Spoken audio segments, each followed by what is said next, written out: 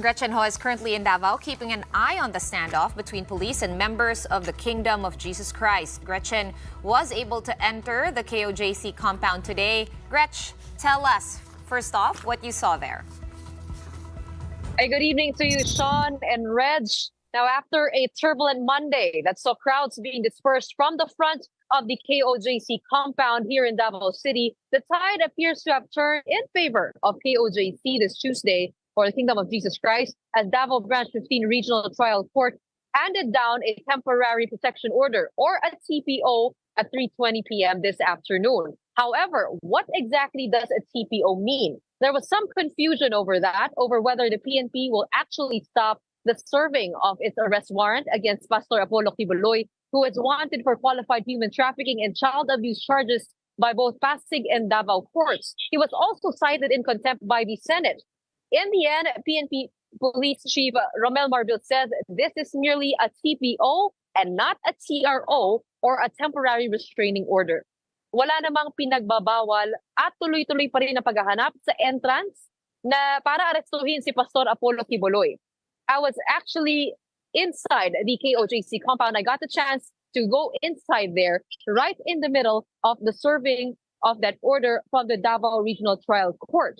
And it was already announced on social media, but had yet to be handed down to the authorities. That's why they were able to accompany me. The PNP was able to get me inside to be able to take a look at what was actually happening, because they say they wanted a third party or an independent group, independent force to be able to check for themselves if there is indeed an excessive use of force by the Philippine National Police. Take a look at that. Hallelujah. Praise the Father. Hallelujah. Hallelujah.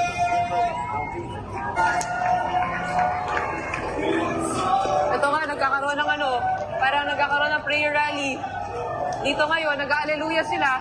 Kakagrant lang kasi ng temporary protection order. So ito yung eksena ngayon dito sa KOJC. Ito yung KOJC Kingdom. Nagdadasal yung mga KOJC members. Nagpapalakpakan sila ngayon. Samantalang yung police nandun pa rin sa gate, hindi pa rin umalis. So I think meron ng konting confusion kung ano yung sinaserve ng temporary protection order na yon.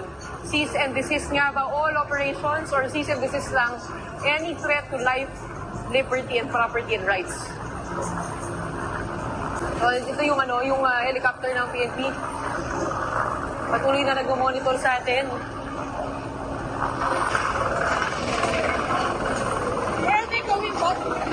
Media po. We don't allow any media here.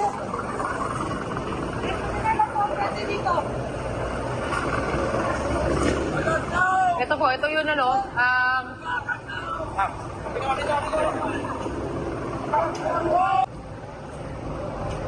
Excuse me, asa mayroong pati dito? Yun, so ito nga, titignan natin. Hindi, kakamustahin ko lang kayo actually. Hindi naman ako No, we don't allow Kakamustahin ko lang kayo. any media outfit, any vloggers. Ayun, so yun, hindi naman ako...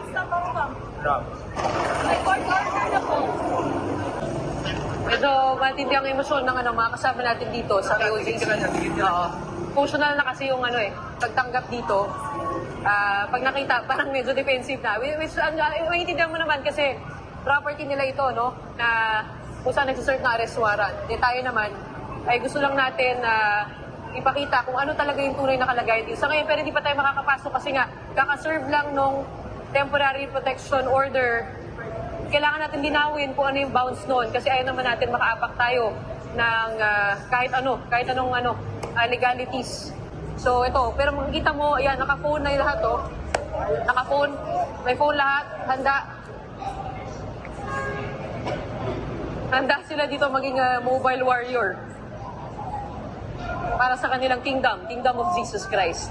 Going back to that video that you just saw, that was a rare opportunity to take a look inside at what was happening. And the reason why the PNP allowed me to go inside there is because they wanted me to see if there was use of excessive force being carried out by the PNP in the serving of their arrest warrant. And they wanted me to see for myself how the situation is because the allegations against the PNP and actually the allegations against the media have been present For one, the PNP is said to, throw tear gas at the KOJC members.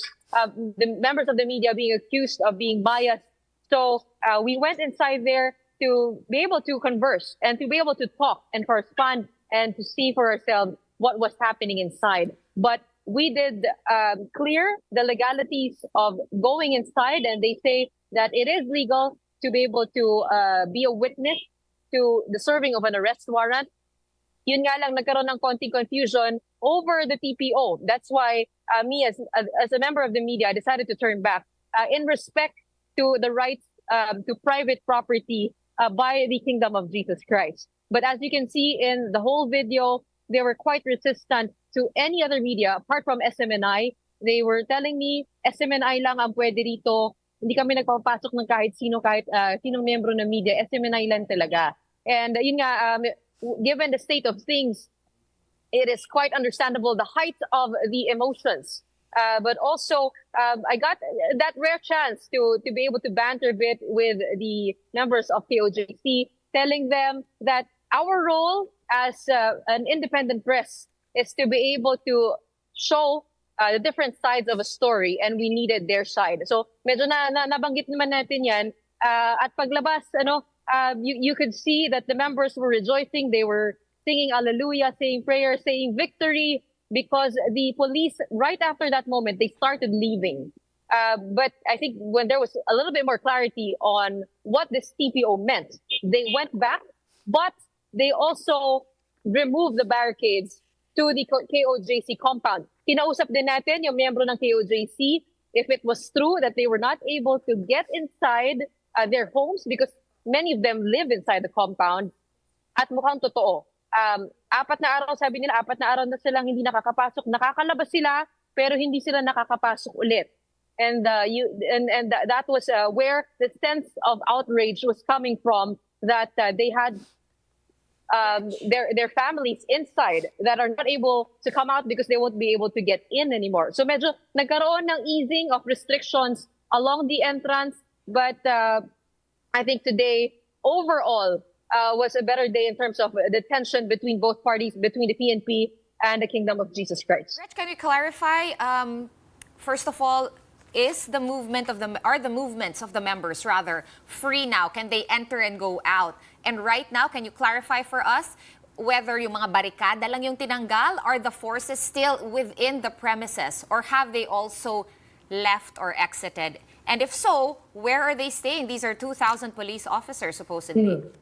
Yes, yun doon nga nagkakatalo, kasi yung kahapon na nangyari doon sa protest rally na dinisperse ng PNP was because the permit that they had for the prayer rally was specific to the KOJC compound, which the PNP interprets as sa loob lang ng compound pwedeng mag-rally. Yun nga lang, nasa labas sila, therefore obstructing the flow of vehicles, the flow of people from the airport to the city. So that's why they were moving the KOJC members and nagre-react violently. Itong KOJC, sinasabi nila may permit kami, we were allowed by the mayor's office to be here. Yun nga lang, nakasulat doon mismo sa permit sa KOJC compound lang. And to your second question, nawala na yung mga barikada, yung mga side-to-side na policemen.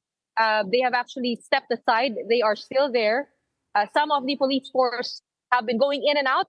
Ang sabi sa atin ni Bok Edlingao, may nakita siyang bagong batalyon pumasok. Nagpapalitan kasi sila, nag-shifting sila dito. At dahil magdamagan nga yung paghahanap nila kay Pastor Apollo Kibuloy dun sa bunker tunnels, at 24 hours nilang ginagawa yun, natutulog na yung iba dun sa loob.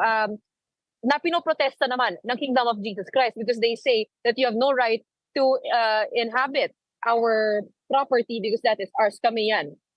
So I guess yun din yung pinagbabasehan ng temporary protection order, but the Supreme Court has clarified that the serving of the arrest warrant is not affected. Okay.